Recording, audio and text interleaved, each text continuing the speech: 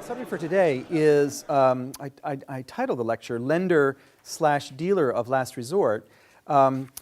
It's mostly about lender of last resort, really, but in a way, dealer of last resort in the money market. Okay? When we talk about dealer of last resort in the capital market, we have to wait till after the midterm when we introduce derivatives and things like that. Okay, so but this is beginning to see how the role of the central bank, the role of the Fed, in times of crisis, and how it basically saved not only the U.S. banking system but the global funding system during this crisis. How did it do it? Why did it do it? And all of that.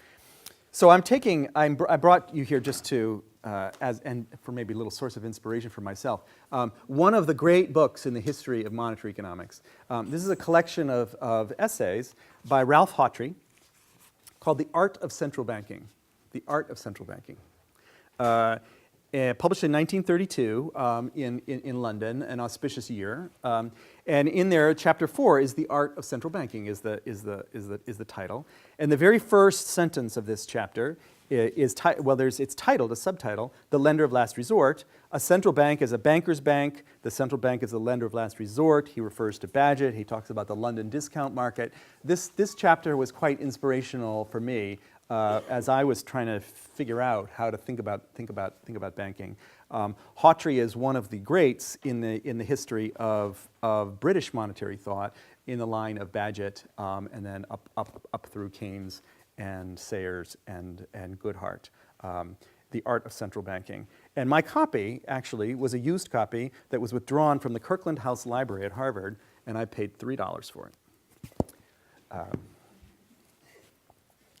So I'm showing, just as also further inspiration, I'm showing, I left my laser pointer. I'm showing here the various lending facilities of the Fed during the, right now, that are open.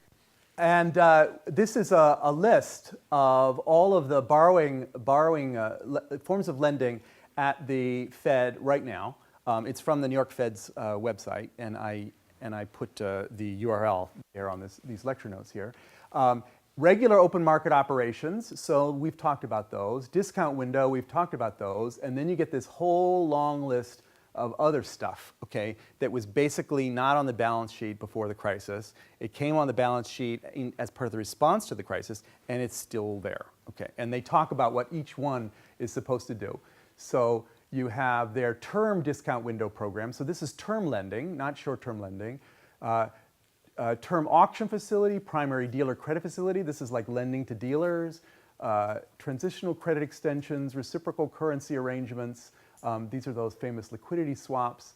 Securities lending, term securities lending facility, ABCP market fund liquidity facility, commercial paper funding facility, money market investing funding facility, term asset securities loan facility. All of this stuff, okay, was the Fed's response to the crisis. This is what put a floor under it. So we want to get to the point where we understand what those things did, and that's what we'll get to by the end of today.